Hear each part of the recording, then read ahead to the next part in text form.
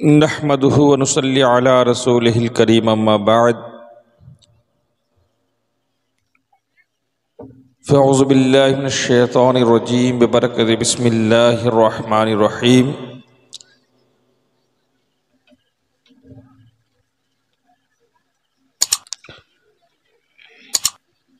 या अय्युहल्लज़ीना आमनुत्तक़ुल्लाह व कूनू मअस सादिक़ीन।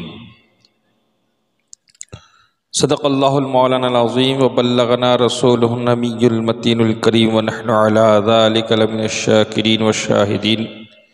अल्हम्दुलिल्लाहि रब्बिल आलमीन। अर्श पर रहता है चर्चा औलिया अल्लाह का, अर्श पर रहता है चर्चा औलिया अल्लाह का। ए फलक है बोलबाला औलिया अल्लाह का। उम्मती लोगों को क्या मालूम उनका मर्तबा, अंबिया से पूछो रुतबा औलिया अल्लाह का। हो मुहद्दिस या मुफस्सिर या उसूली या फ़क़ीह, ढूंढते हैं सब वसीला औलिया अल्लाह का।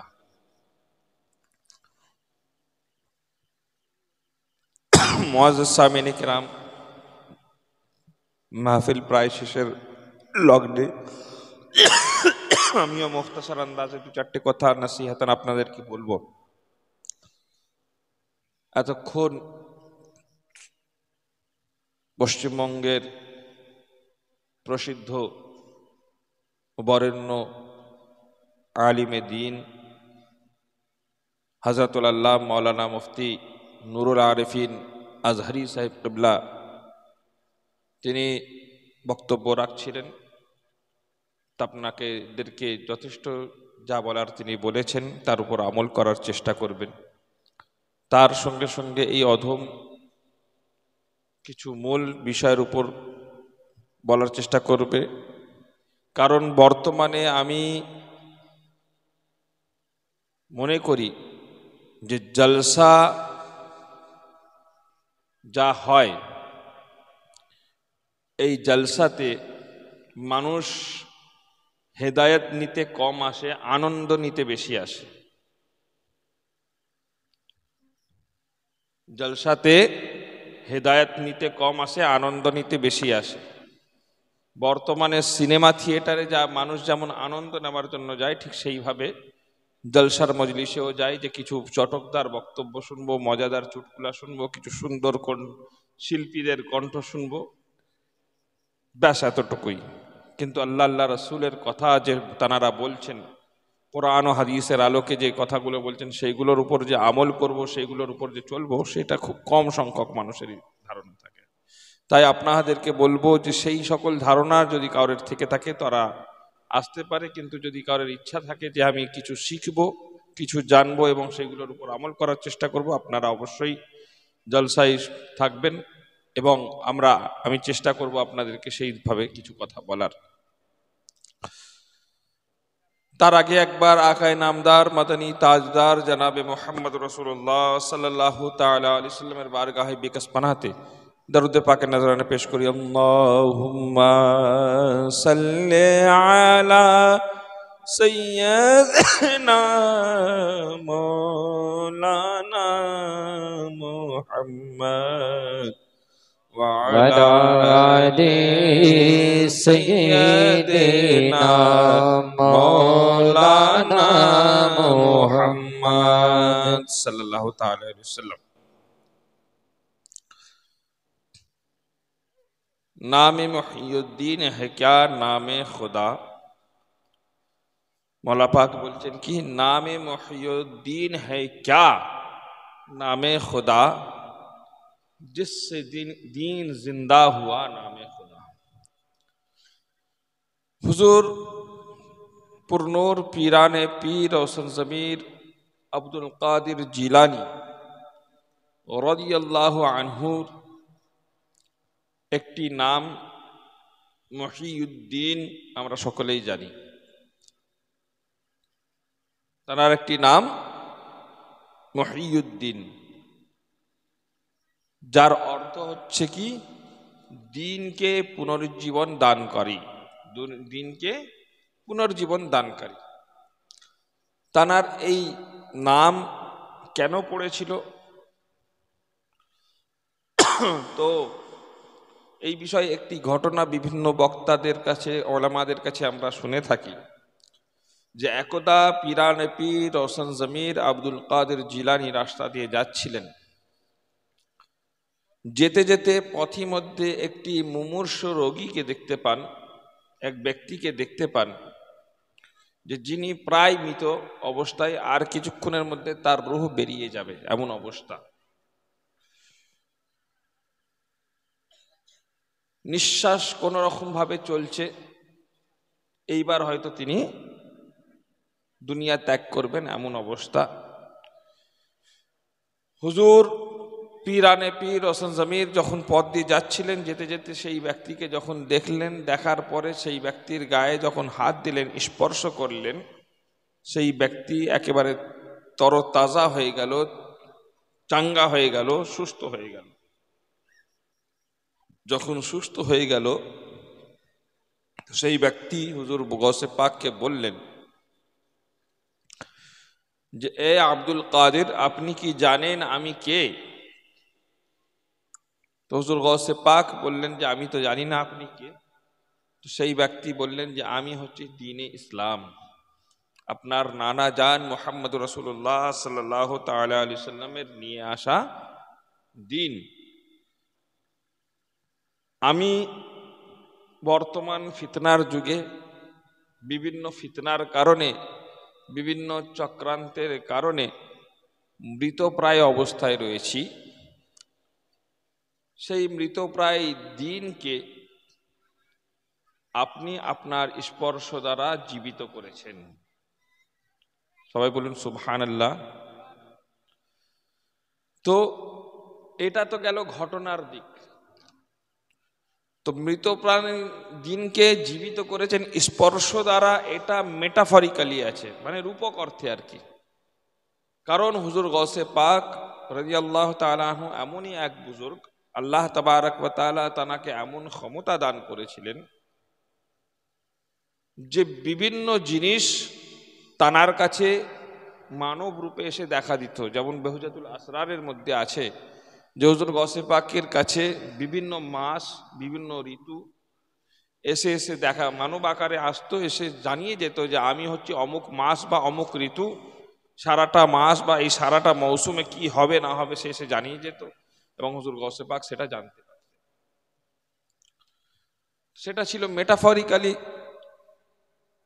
তো তিনি তানাকে এই কারণে মহিউদ্দিন বলা হয়, কিন্তু না, আসল তানাকে মহিউদ্দিন এই কারণে বলা হয় যে তিনি তানার কর্মজীবন দ্বারা, তানার লেখনী দ্বারা, তানার ওয়াজ ও নসিহত দ্বারা, তানার ইসলামের খিদমত দ্বারা ইসলামকে এমন ছোঁয়া, এমন জীবন কাঠি দিয়েছিলেন যে যে ইসলাম মরতে চলেছিল, ধ্বংস হতে চলেছিল, সেই ইসলামকে তিনি পুনরুজ্জীবন দান করেছেন।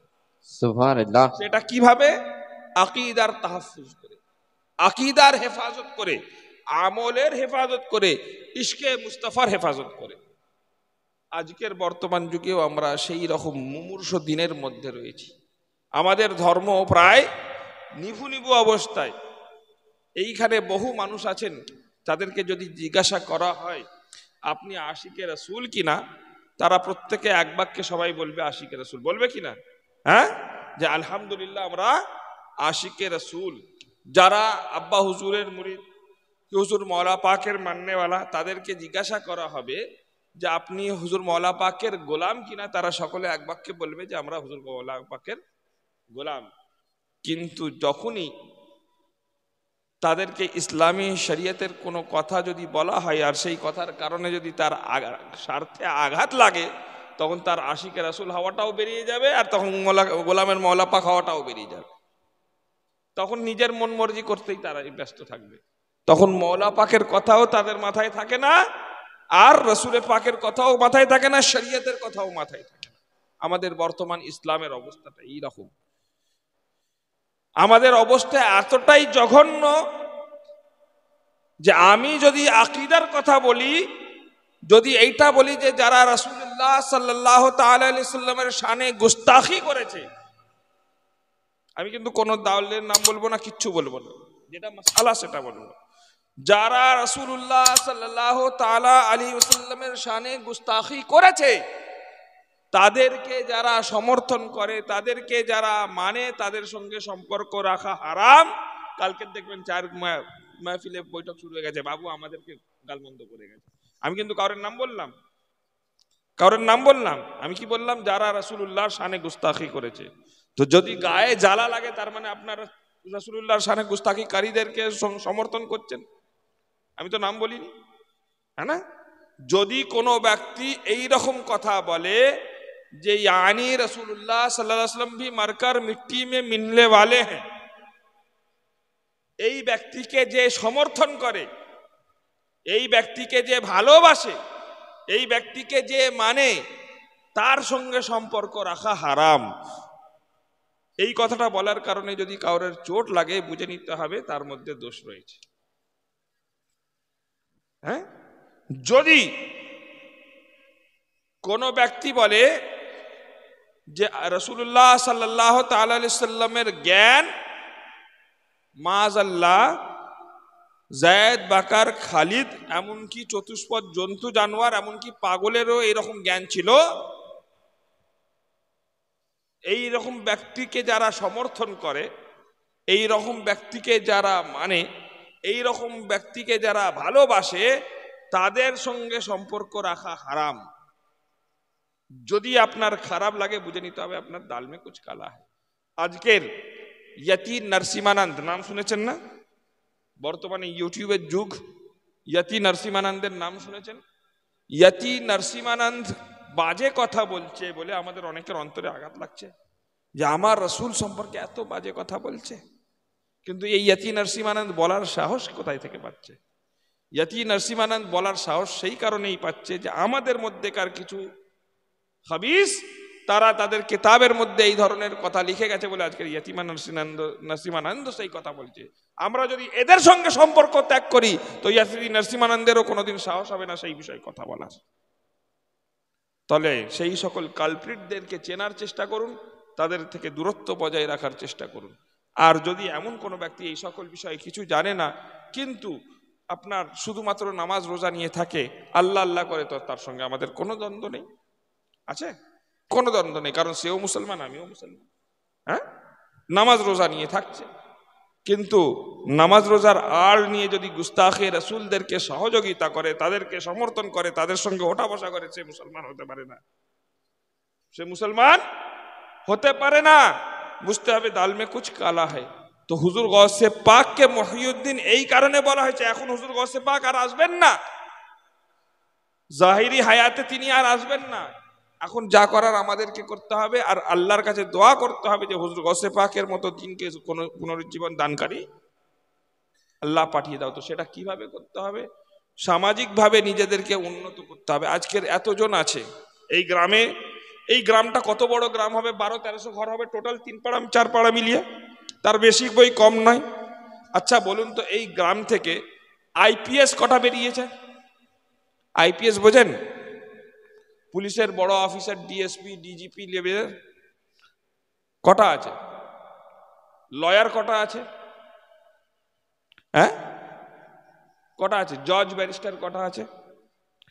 1200-1300 ঘরের মধ্যে প্রায় 7-8 হাজার ব্যক্তির মধ্যে যদি একটাও আইপিএস, আইএস, ডিজিপি, জজ না থাকে, তাহলে আমরা সামাজিকভাবে করলাম কি? যেখানে সারা দুনিয়াকে ইলম দান করনেওয়ালা, শিক্ষা দান করনেওয়ালা হচ্ছে ইসলাম, যেখানে রাসূলুল্লাহ সাল্লাল্লাহু তাআলা আলাইহি সাল্লামের প্রথম আয়াতই হচ্ছে পড়ো, সেইখানে সব থেকে বড় মূর্খ হচ্ছি আমরা মুসলমানেরা।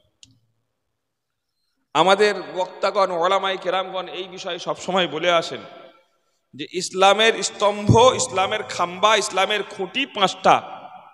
হ্যাঁ, ইসলামের স্তম্ভ, ইসলামের খুঁটি 5টা। কি কি? এক হচ্ছে কালেমা, দ্বিতীয় হচ্ছে নামাজ, তৃতীয় হচ্ছে রোজা, চতুর্থ হচ্ছে হজ, পঞ্চম হচ্ছে জাকাত। এই পাঁচটার মধ্যে একটা খুঁটিকেও যদি কেউ অস্বীকার করে তো সেটা আপনার বাড়ি ভেঙে যাবে, তাই না? পাঁচটা পিলারের উপর যদি বাড়ি দাঁড়িয়ে থাকে, তার একটা পিলারকে যদি কেউ ভেঙে দেয়, বাড়ি পড়ে যাবে না? তো ঠিক সেই রকম ভাবে একটা খুঁটিকেও যদি কেউ অস্বীকার করে, সে মুসলমান থেকে খারিজ হয়ে যাবে। তো এটা তো হলো পাঁচটা খুঁটি। আচ্ছা বাবারা, যারা রাজমিস্ত্রির কাজ করে, এখানে আছে কেউ রাজমিস্ত্রির কাজ করে? হ্যাঁ, হাত তোলেন তো। কেউ আছে রাজমিস্ত্রির কাজ করে? রাজমিস্ত্রি কেউ নেই? আচ্ছা, রাজমিস্ত্রির কাজ না করলেও মোটামুটি আপনাদের সকলেরই আইডিয়া আছে যে খুঁটি ওঠানোর আগে কি ভিত গাড়তে হয় না? হ্যাঁ, খুঁটি ওঠানোর আগে ভিত গাড়তে হয়। ভিত না গাড়লে আপনি খুঁটি তুলতে পারবেন? খুঁটিটা কোথায় তুলবেন? খুঁটি থাকবে। ওই কারণে আল্লাহ তাবারক ওয়া তাআলা, তিনি আলিমুল গায়ব ওয়াশ শাহাদা, তিনি কিন্তু প্রথম হুকুম খুঁটি গাড়ার দেননি, অর্থাৎ প্রথম হুকুম কালেমার দেননি, প্রথম হুকুম নামাজের দেননি, প্রথম হুকুম রোজার দেননি, প্রথম হুকুম জাকাতের দেননি, প্রথম হুকুম হজের দেননি। বরং এই পাঁচটা জিনিসকে যে ভিতের উপর দাঁড় করা যাবে সেই শিক্ষার হুকুম আগে দিয়েছেন, যে আগে পড়ো, জ্ঞান অর্জন করো। কিন্তু দুর্ভাগ্যবশত আমরা সব থেকে মূর্খ জাতি, আমরা সব থেকে মূর্খ জাতি। সমস্ত জাতির মধ্যে সব থেকে মূর্খ জাতি হচ্ছে মুসলমান। মুসলমানদের মধ্যে সব থেকে মূর্খ জাতি হচ্ছে আমাদের ভারতীয় মুসলমান। ভারতীয় মুসলমানদের মধ্যে সব থেকে মূর্খ হচ্ছে পশ্চিমবঙ্গের মুসলমান। পশ্চিমবঙ্গের মধ্যে সব থেকে মূর্খ হচ্ছে আমাদের এই কি বলে সুন্নি আহলে সুন্নাত ওয়াল জামাত। আমরা হচ্ছে সব থেকে মূর্খ। আমাদের না ইসলামী জ্ঞান আছে, না শরীয়তের জ্ঞান আছে, না তরিকতের জ্ঞান আছে, না মারিফাতের জ্ঞান আছে, না হাকিকাতের জ্ঞান আছে, না দুনিয়াবি জ্ঞান আছে। আমরা দুনিয়াও কামাতে পারলাম না, আখিরাতও কামাতে পারলাম না, আমাদের এই দশা। সুতরাং এখনো সময় আছে, সময় পার হয়ে যায়নি। জ্ঞান অর্জন করার চেষ্টা করুন। জ্ঞান অর্জন করার জন্য কি করতে হবে? ওলামাদের সোহবতে বসতে শিখুন, জহালাদের জাহিলদের সোহবতে নয়।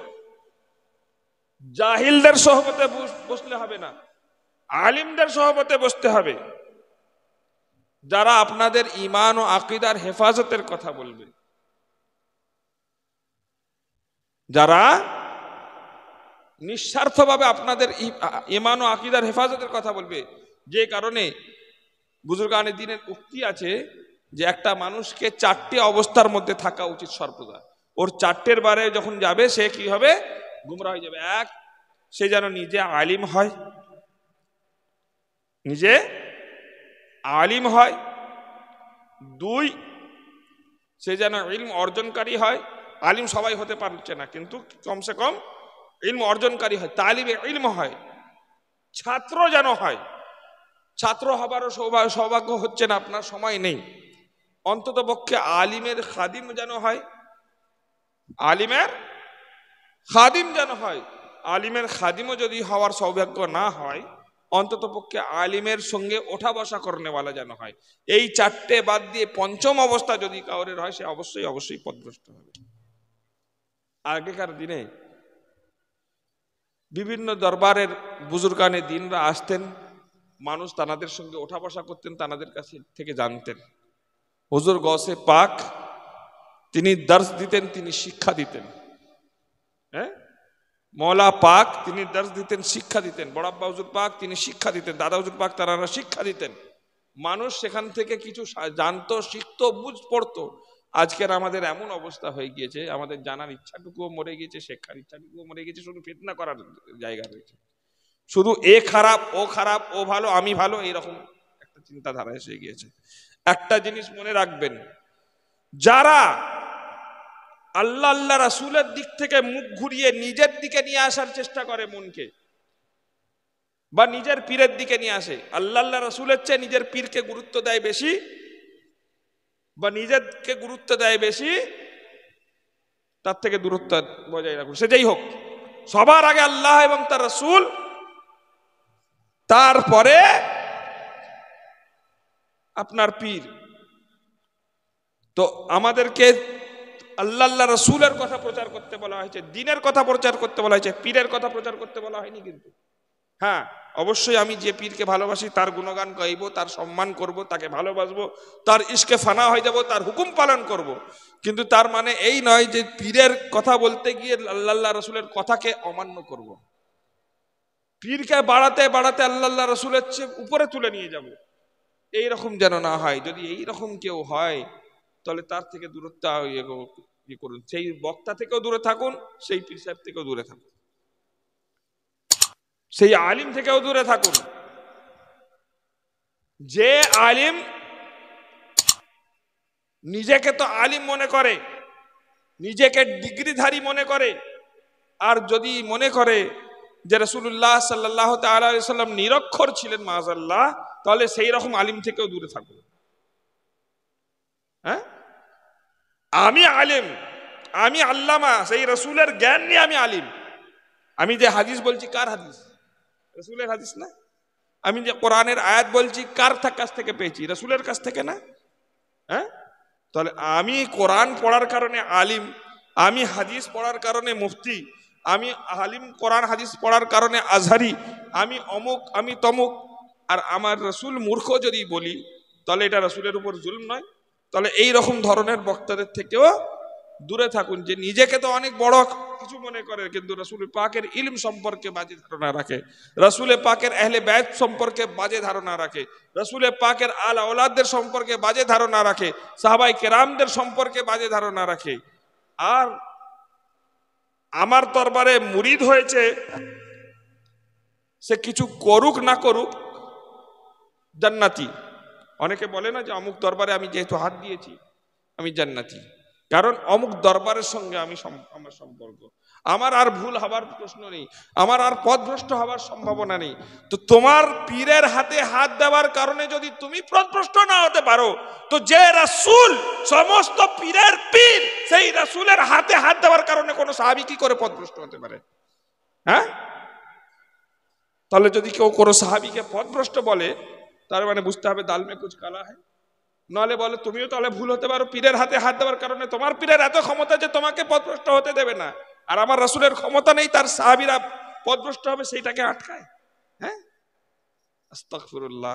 সুতরাং এই ধরনের আকীদা থেকেও বেঁচে থাকার চেষ্টা করবেন, আর ওই যে বললাম ইলম অর্জন করার চেষ্টা করুন, আর সেইটার জন্য পড়া দরকার। আর আমাদের নুরুল আরেফিন সাহেব যে আর কি পত্রিকার কথা বলছিলেন, সুন্নি দর্পণ পত্রিকা না, চেষ্টা করবেন প্রত্যেক বাড়িতে অন্তত এই ধরনের পত্রিকাগুলো রাখার। 40 টাকা কোনো বড় জিনিস নয়, ঠিক আছে? 3 মাস অন্তর অন্তর একবার করে, যদি আপনাদের মধ্যে একটা গ্রুপ তৈরি করুন জওয়ান ছেলেদের, ঠিক আছে, জওয়ান ছেলেদের একটা গ্রুপ তৈরি করুন। এইটা একটা পত্রিকা আছে, আল মিসবাহ একটা পত্রিকা আছে, আরো বিশেষ বিভিন্ন পত্রিকা আছে, এবং সেই গ্রুপে তারা মিলে বৈঠক করুন, আলিম ওলামাদের সঙ্গে বসুন, আর এই পত্রিকাকে 3 মাস অন্তর অন্তর আনান। আর যদি সেরকম ভাবে হয় তো ওনার সঙ্গে কথা বলে আমি এখানে পাঠাবার ব্যবস্থা করব, যাতে আপনারা পড়তে পারেন প্রতি মাসে মাসে। আর আল মিসবাহ বলে একটি পত্রিকা আছে, যাতে আমাদের লেখালেখি আমাদের ইনশাল্লাহ পাবেন। এই অধমের কিছু লেখা হতে আছে, ছোট বাবুর কিছু লেখা হতে আছে।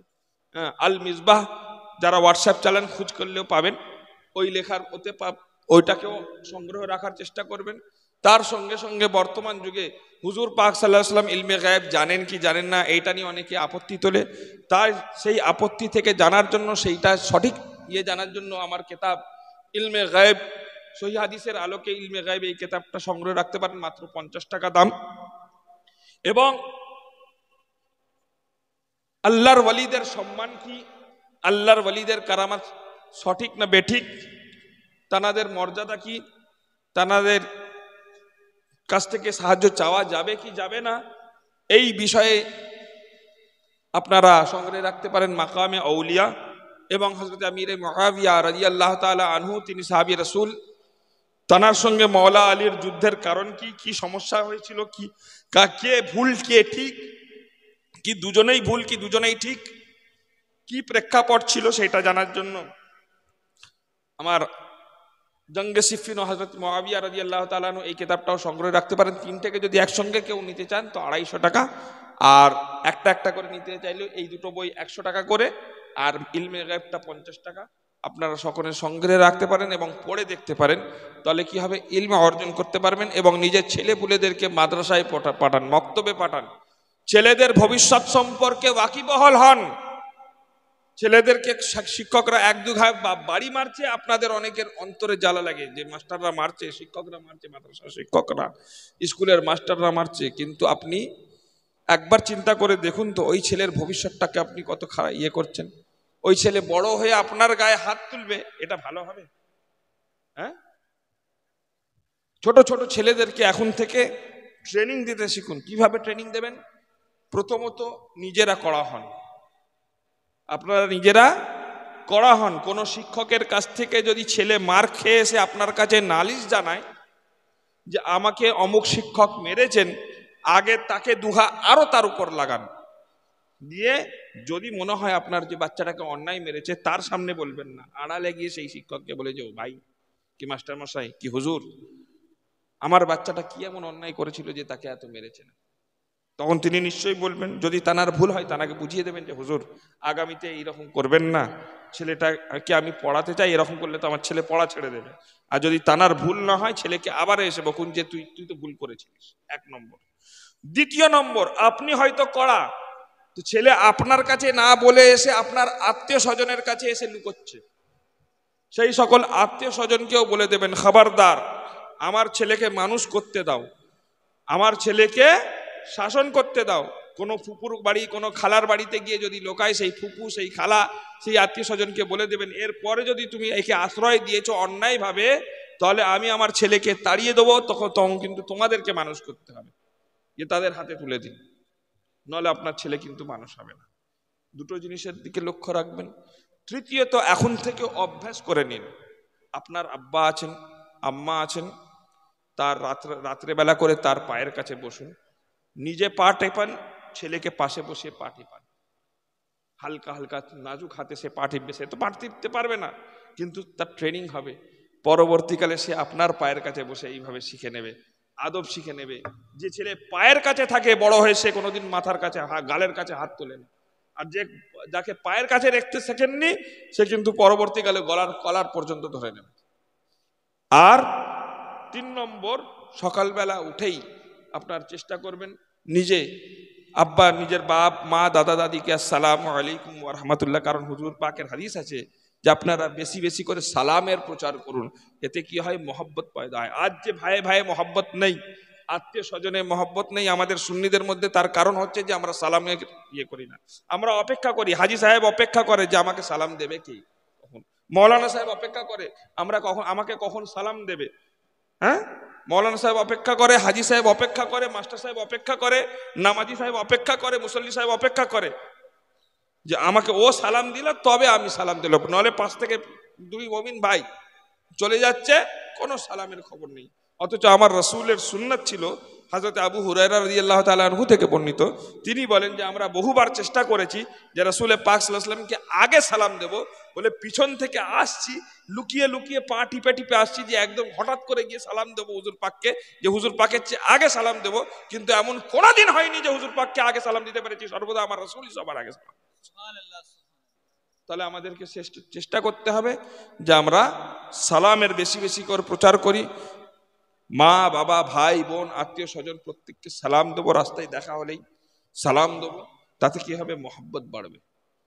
এই যে রাজনৈতিক ভাবে বিভিন্ন দ্বন্দ্বের মধ্যে লিপ্ত হচ্ছি, তারা মেওয়া খেয়ে নিচ্ছে, বিভিন্ন রাজনৈতিক পার্টিরা তারা নিজেদের ফল ভোগ করে নিচ্ছে, আপনার পাশে কেউ দাঁড়াবে না, আপনার পাশে কেউ দাঁড়াবে না। পাশে যদি দাঁড়াতে হয় আপনার পড়োশি সেই মুসলমান ভাই কিন্তু দাঁড়াবে।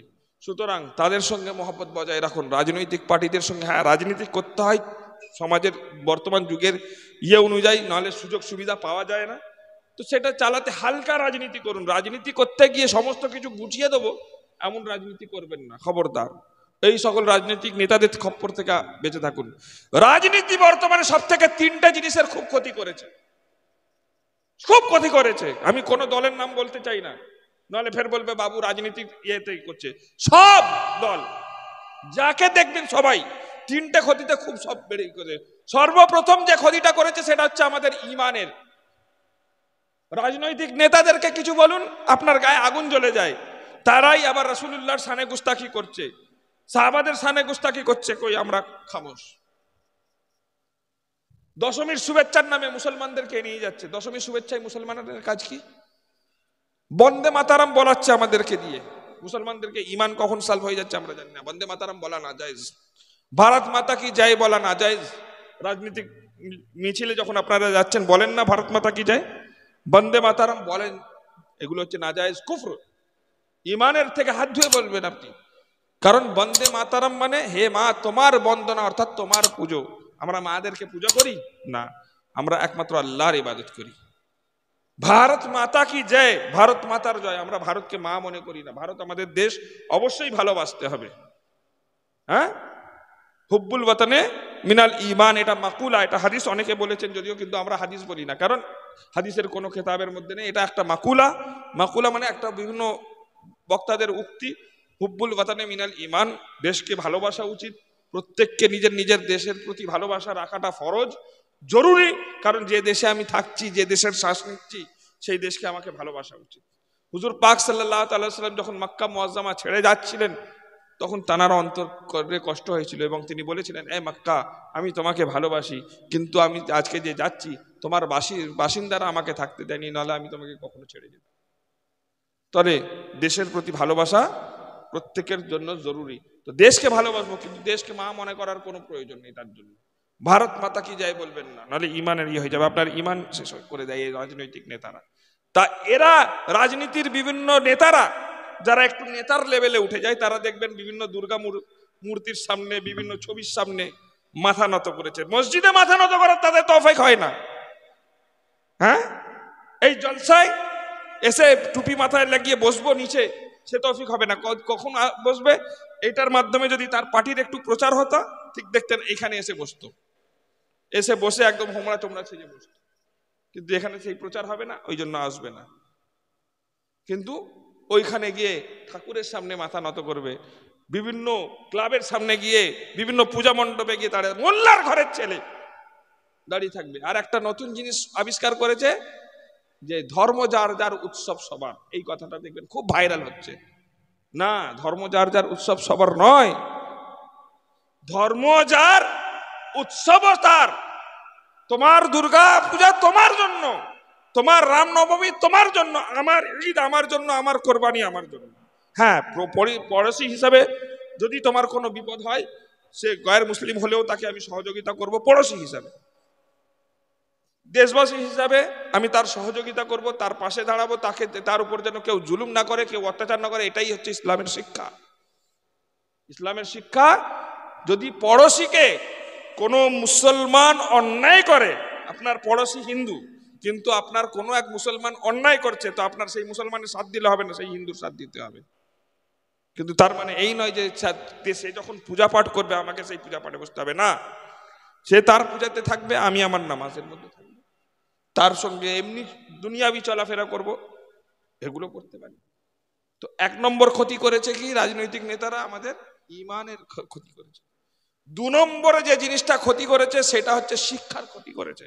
বিভিন্ন রকম ভাতা টাতা দিয়ে আমাদেরকে স্কুলে, আজকের বলুন আপনি, আজকের 11-12 যে কোনো ছেলেদেরকে উঠে নিয়ে আসুন, আর এই যে কিতাবগুলো আছে, এর থেকে 2টো পৃষ্ঠা আমাকে ভালো করে রিডিং পড়তে শুনিয়ে দিতে বলুন 11-12 ছেলেদের। গ্যারান্টি বলছি তারা পারবে না, কারণ স্কুলে পড়াশোনা হয় না। রাজনৈতিক ভাবে মাস্টাররা লেগে রয়েছে, সেই সকল মাস্টাররাও হারাম খাচ্ছে, ছেলেদের ভবিষ্যৎ করছে, নষ্ট করছে। ছোট ছোট ছেলেরা কোনো চিন্তা নেই কি করছে না করছে, স্কুলে অর্ধেক দিন যায় না, এ ছুটি ও ছুটি, কিছু হলেই ছিটলেই ছুটি, পারলেই ছুটি। আগেকার দিনে ছুটি খুব কম ছিল আমাদের, এখন বিভিন্ন সময় কিছু একটু গরম বেশি পড়ে গেল ছুটি করে দিচ্ছে। ফলে আমাদের শিক্ষার সব থেকে অবনতি হয়েছে। আর তৃতীয় যে জিনিসটার সব থেকে অবনতি হচ্ছে, সেটা আমাদের ঐক্যকে নষ্ট করে ফেলেছে, আমাদের কওমি ঐক্যকে নষ্ট করে ফেলেছে। ইসলামের নামে যে আমরা আমাদের জান ও মাল লুটিয়ে দেবো, সেই জিনিস আজকে শেষ করে ফেলেছে। তাহলে রাজনীতি কতটা ক্ষতি করেছে আমাদের চিন্তা করে দেখছেন তো। তো রাজনীতি করুন, কিন্তু রাজনীতির আগে এই জিনিসগুলোকে তারা নিজেদের জায়গায় ঠিক আছে, আজকের হিন্দুরা আমাদেরকে নানানভাবে অপমান অপদস্থ করছে, আর আমরা নিজেদের ইসলামের কথাটাও মুখে আনতে পারছি না, ভয় লাগে। হ্যাঁ, তারা জয় শ্রীরাম বলিয়ে নিচ্ছে, আমরা ট্রেনের মধ্যে আল্লাহু আকবার জোরে বলতে পারবো না। আমাদের ইমানি, অথচ আমাদের ইমানি জজবা এমন ছিল যে আমরা খালিদ বিন ওয়ালিদের উত্তরসূরি, হ্যাঁ, হযরত সালাউদ্দিন আইয়ুবীর উত্তরসূরি, যারা ইসলামের পরচমকে বুলন্দ করেছেন, হযরত ফারুক আজমের উত্তরসূরি, যারা ইসলামের পরচমকে বুলন্দ করেছেন। কিন্তু আমরা কি অবস্থায় আছি মুসলমান, কিড়া মাকড়াদের মতো অবস্থায় আছি। তাই নিজের সিদ্ধাঁড়াকে মজবুত করুন, ইসলামের পথে আসুন, ফিরকা থেকে ফিরে আসুন, আল্লাহ রাসূলের পথে আসুন, ইশকে মুস্তাফাকে জাগ্রত করুন। আর ওই যে বললাম, বেঁচে থাকার একমাত্র উপায় হচ্ছে যারা রাসূলুল্লাহ সাল্লাল্লাহু আলাইহি ওয়াসাল্লামের গুস্তাখ, তার সঙ্গে আমার কোনো সম্পর্ক নেই। যারা আল্লাহর গুস্তাখ, তার সঙ্গে আমার কোনো সম্পর্ক নেই। যারা আর আহলে বাইত পাকের গুস্তাখ, তার সঙ্গে আমার কোনো সম্পর্ক নেই। যারা সাহাবাই কেরামের গুস্তাখ, তাদের সঙ্গে আমাদের সম্পর্ক নেই। সে যেই হোক না কেন, সে আমার যদি নিজের ছেলেও হয়, নিজের ভাইও হয়, ব্রাদারও হয়, তাদের সঙ্গে সম্পর্ক নেই। সুতরাং যে কটা কথা বললাম সেইগুলোর উপর আমল করার চেষ্টা করুন, নামাজে আসার চেষ্টা করুন, আমল করার চেষ্টা করুন। কারণ আল্লাহ তাবারক ওয়া তাআলা বলছেন, ইয়া আইয়ুহাল্লাযীনা আমানুত্তাকুল্লাহ ওয়া কুনু মা'আস সাদিকিন। হে আল্লাহর বান্দারা, হে মুমিন বান্দারা, হে ঈমানদারেরা, তোমরা আল্লাহকে ভয় করো এবং সত্যবাদীদের সঙ্গে হয়ে যাও। আল্লাহকে ভয় করো মানে আমরা সকলেই জানি আল্লাহ আমাদের আযাব দেবে, জানি না? তো যখন সকলেই জানি যে আল্লাহ আযাব দেবে, তো আমাদের তো আল্লাহকে ভয় করা উচিত ছিল। কিন্তু আমরা এমন নিডার হয়ে গেছি, আমরা মনে করি যে আমরা পীরের হাতে হাত দিয়ে দিয়েছি মানে পার হয়ে গেছি। না, এত সহজ নয়। নিঃসন্দেহে হুজুর গৌসে পাকের বাণী আছে যে আমার মুরিদ বিনা তওবাতে মরবে না, এতে কোনো সন্দেহ নেই। আমিও মানি, আর বা ইমানের সঙ্গে মানি, আলহামদুলিল্লাহ। কিন্তু তার মানে এই নয় যে আমি যা ইচ্ছা তাই করব, তার মানে বরং এর অর্থ হচ্ছে যে আমি চলতে ফিরতে গিয়ে যদি ভুল ত্রুটি হয়ে যায় অনিচ্ছাকৃতভাবে বা নফসের ওয়াসওয়াসার কারণে, আমি চাইনি কিন্তু নফসের ধোকায় পড়ে ভুল ত্রুটি করে নিয়েছি, আমার মন জানে যে এটা ভুল, আমি ইচ্ছাকৃত নয়, করতে চাই না, সেই ক্ষেত্রে যদি হুজুর গৌসে পাকের হাত মাননেওয়ালা হয়, মুরিদ হয়ে থাকে, তো আখিরাতের দিনে, ইন্তকালের দিনে তার আপনার তওবা নসিব হবে। কিন্তু আমি হুজুর গৌসে পাকের হাতে হাত দিয়ে ফেলেছি, হুজুর গৌসে পাকের দরবারের মুরিদ হয়ে গেছি, মানে আমার জন্য মদও হালাল হয়ে গেছে, নামাজ পড়ারও কোনো প্রয়োজন নেই, রোজা রাখারও কোনো প্রয়োজন নেই, যা ইচ্ছা তাই করব, জুলুম করব, অত্যাচার করব, তারপরেও মনে মনে বলবো আমি হুজুর গৌসে পাকের মাননেওয়ালা। এটা হুজুর গৌসে পাকের মাননেওয়ালা সে নয়, সে যতই সিলসিলায় কাদরিয়া দরবারের মুরিদ হোক না কেন। কারণ এর দলিল কি? এর দলিল হচ্ছে স্বয়ং কোরআনের বাণী। কোরআন বলছে, ইন্না ইবাদি লাইসা লাকা আলাইহিম সুলতান, আমার যারা বান্দা হে শয়তান, তোমার তাদের উপর কোনো কর্তৃত্ব চলবে না। তো আমরা আল্লাহর বান্দা কি না? হ্যাঁ, তো আমরা যখন আল্লাহর বান্দা, তাহলে আল্লাহর কোরআন অনুযায়ী শয়তানের ধোঁকা আমাদের উপর চলা উচিত ছিল না? হ্যাঁ, কিন্তু আমরা শয়তানের ধোঁকায় পড়ে যাই কিনা? হ্যাঁ, পড়ে যাই কিনা? তো আল্লাহর বাণী তো মিথ্যে নয়। তো আল্লাহর বাণী, আল্লাহ যেখানে বলছে যে আমার বান্দা যারা, তাদের উপর এ শয়তান তোমার কোনো কর্তৃত্ব চলবে না, তারপরেও আমরা আল্লাহর বান্দা নিজেদেরকে দাবি করে শয়তানের ধোঁকায় পড়ে যাচ্ছি। তো সেখানে হুজুর গৌসে পাকের বাণী যে আমার মুরিদ বিনা তওবায় মরবে না, তার মানে তারও নিশ্চয়ই ব্যাপার আছে। তো ওইটাই ব্যাপার হচ্ছে যে আমরা দাবি করলে কেউ আল্লাহর বান্দা হয়ে যায় না। আল্লাহর বান্দা হবার জন্য আমাদেরকে আল্লাহর হুকুমের উপর চলার চেষ্টা করতে হবে, আল্লাহ যে ফরমান দিয়েছে সেটাকে পালন করতে চেষ্টা করতে হবে। যখন আমরা প্রকৃতভাবে আল্লাহর বান্দা হয়ে যাব, আল্লাহ আমাদেরকে বান্দা হিসাবে গ্যারান্টি দিয়ে দেবে, সেই সময় শয়তানের আর কোনো ধোঁকা চলবে না। যেমন ভাবে হুজুর গৌসে পাকের উপর শয়তানের কোনো ধোঁকা চলেনি, যেমন ভাবে মওলা পাকের উপর শয়তানের কোনো ধোঁকা চলেনি, যেমন ভাবে আউলিয়া কেরামদের উপর শয়তানের কোনো ধোঁকা চলেনি, ঠিক সেই রকম ভাবে আমাদের উপরও তখন চলবে না। আর নহলে ওই আমরা যদি দাবি করি যে আমাদের তওবা নসিব হবে, এত সহজ নয়। হুজুর মওলা পাকের আকীদা, হুজুর গৌসে পাকের আকীদার উপর চলতে হবে, তাদের হুকুমের উপর চলতে হবে। তবেই চলতে গেলে যদি আমাদের ভুল ত্রুটি হয়ে যায়, তবেই ইনশাআল্লাহ তাদের তওবা নসিব হবে। নচেত কিন্তু সে মুখে মুখে সারা জীবন নিজেকে মনে করলো কাদরি, দেখা গেল খাতার থেকে নাম কখন কেটে গেছে সেই জানেই না। যেমন একটা উদাহরণ দিই, আমি একটা স্কুলে ভর্তি হলাম, ভর্তি হবার পর দিন থেকে আর স্কুলে মোটে যাই না। খাতায় নাম কেটে গেছে কি আছে আমি জানিও না। হঠাৎ পরীক্ষার দিনে আমি গিয়ে উপস্থিত হলাম। আচ্ছা বলুন তো, গিয়ে দেখবেন রেজিস্টারে আপনার নাম আছে? হ্যাঁ, কেটে দেবে কিনা? অন্তত পক্ষে 75% অ্যাটেন্ডেন্স ওখানে থাকতে হবে না? তো ঠিক সেই রকম ভাবে এখানে তো অন্তত পক্ষে কিছু তো আমল করতে হবে।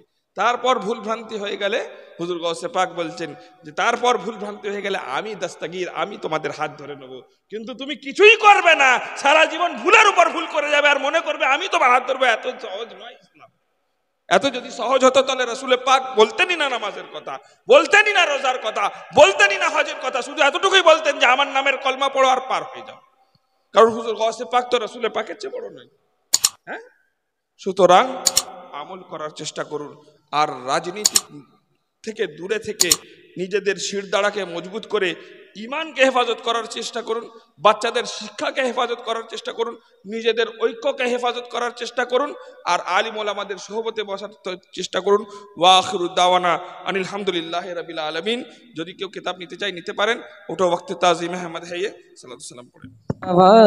तू डारी कारमतो के राज वाले, अर्श के मेराज वाले, दुखियों के इलाज वाले, हम तुम्हारे तुम हमारे, या नबी सलाम अलैका, या रसूल सलाम अलैका, या हबीब सलाम अलैका, सलावतुल्लाह अलैका, फ़ख्रे आदम फ़ख्रे हव्वा, फ़ख्रे नूह फ़ख्रे यहया, फ़ख्रे इब्राहीम मूसा, फ़ख्रे इस्माईल ईसा, या नबी सलाम अलैका, या रसूल सलाम अलैका, या हबीब सलाम अलैका, सलावतुल्लाह अलैका, अस्सलातु वस्सलामु अलैका या रसूलल्लाह, अस्सलातु वस्सलामु अलैका।